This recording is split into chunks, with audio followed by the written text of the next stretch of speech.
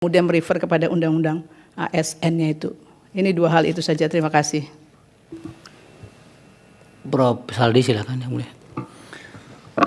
Terima kasih Pak Ketua, terima kasih kepada DPR dan pemerintah, Pak Utut, Pak Profesor Edi Hiarij yang sudah menyampaikan keterangan. Tadi sudah terbantu juga oleh pemohon 82 yang mencabut, jadi sudah dikurangi juga tuh pekerjaannya Pak Edi itu, jadi tidak semuanya harus dijawab juga.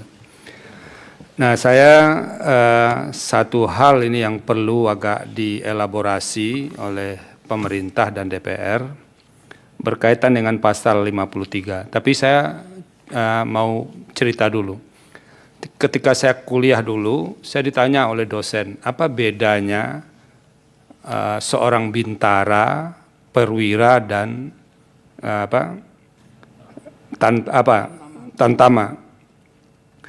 Kalau dia di level bawah itu biasanya nyanyi wajibnya itu maju tak gentar, Prof. Edi. Jadi kalau levelnya di bawah itu majunya lagu wajibnya maju tak gentar. Kalau sudah sampai level tengah, sudah masuk ke perwira, nyanyi wajibnya itu Padamu Negeri Kami Mengabdi. Kalau udah sampai perwira tinggi, nyanyinya kemesraan. Nah, kemesraan ini jangan cepat berlalu. Sehingganya penambahan usia itu jangan-jangan realisasi dari nyanyi itu. Semakin panjang kemesraan itu bisa dinikmati. Terlepas dari nyanyi jawaban perbedaan itu yang anekdot saja, kami ini sebetulnya perlu dibantu oleh DPR dan pemerintah. Mengapa untuk semua bintara, lalu perwira sampai kolonel, levelnya kolonel itu batas usia pensiunnya tidak dibedakan. Sementara untuk perwira tinggi, bintang 1, bintang 2, bintang 3, bintang 4 itu dibedakan. Apa rasional di balik ini? Jadi sekalipun ini open legal policy, kebijakan hukum terbuka pembentuk undang-undang, ada soal yang harus dipenuhi Pak Utut, Prof. Edi, rasionalitas di balik itu. Nah, ini yang belum dijelaskan oleh Prof. Edi dan Pak Utut kepada kami. Tolong ini dijelaskan, nanti rasionalitas itu yang akan kami nilai, ini memenuhi enggak atau tidak. Ya kalau tidak nanti kita samakan saja semua perwira tinggi itu di levelnya bagaimana. Sekalipun angka itu Mahkamah Konstitusi berupaya menghindar. Nah, oleh karena itu tolong dibantu apa rasionalitas dibalik membedakan ini. Terlebih ada ketentuan lain untuk bintang 4 yang sedang menjalankan ini bisa ditambah, diperpanjang 2 kali, masing-masing 1 tahun oleh Presiden. Apalagi rasionalitas di balik ini. Padahal kan harusnya semakin senior itu semakin kita kurangi, Pak Utut. Nah, ini semakin senior semakin diperpanjang. Nah, tolong kami dibantu menjelaskan ini agar bisa kalau misalnya kita mau menolak permohonan ini ada rasionalitasnya dan Mahkamah bisa menerima rasional itu. Tapi kalau misalnya rasionalitasnya tidak bisa diterima dalam batas penalaran yang wajar, nah itu harus dipikirkan dengan serius. Karena ini memang tidak bisa dinilai soal diskriminasi atau tidak, tapi ini rasional atau tidak. Karena selama ini kan kita mengenal kalau perwira tinggi satu kelompok dia begitu. Sekarang undang-undang ini membedakan usia pensiun perwira tinggi itu ada yang 61, 62, 63, bahkan ada yang bisa ditambah 2 tahun lagi. Nah, saya lebih pada itu saja, karena memang kami Mahkamah Konstitusi dulu menyerahkan kepada pembentuk undang-undang soal usia ini.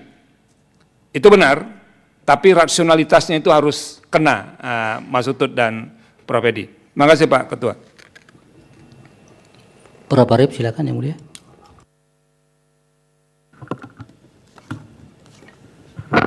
Terima kasih Yang Mulia Ketua. Begini, Saya sejak dulu itu begini, punya pandangan, rasanya nggak elok kita itu mendikotomikan antara sipil dan militer yang dipisahkan. Karena apa? Saya melihat komponen untuk menjaga keamanan, menjaga kedaulatan, itu tidak hanya merupakan tugas dari militer, tapi juga merupakan tugas dari seluruh rakyat semesta. Juga melihat kelahiran TNI, kelahiran militer di Indonesia, itu berbeda dengan negara-negara lain. Nah, ini membawa konsekuensi menurut saya, konsekuensi di dalam penerapannya kok terus akhirnya berkonsekuensi di Indonesia ini sekarang ada dikotomi militer dan sipil. Dari sisi itu, maka pemahaman kita bersama, pemahaman kalangan militer maupun kalangan sipil, itu harus diarahkan atau disatukan kembali.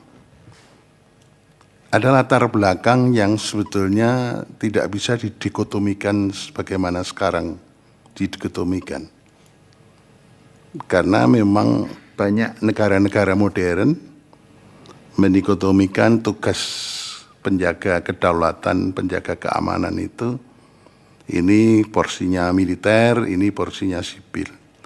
Tapi bagi saya, amanat Undang-Undang Dasar yang tertera di alinea keempat Undang-Undang Dasar itu tugas bersama seluruh komponen bangsa, tidak mendikotomikan militer dan sipil. Itu tugas bersama. Nah, pada waktu pemerintah terutama ini memberikan penjelasan, ada latar belakang filosofis, ada latar belakang sosiologis dan latar yuridis. Saya belum sampai ke tataran yuridisnya dulu. Tataran yuridis nanti akan mengikuti dari penjelasan yang sifatnya ideologis, filosofis dan sosiologis. Kenapa kelahiran militer itu berbeda antara Indonesia dan negara yang lain? Oleh karena itu saya pada waktu membaca ini di awal penjelasan keterangan pemerintah, sebetulnya kalau kita berangkat dari apa yang saya sampaikan terdahulu tadi,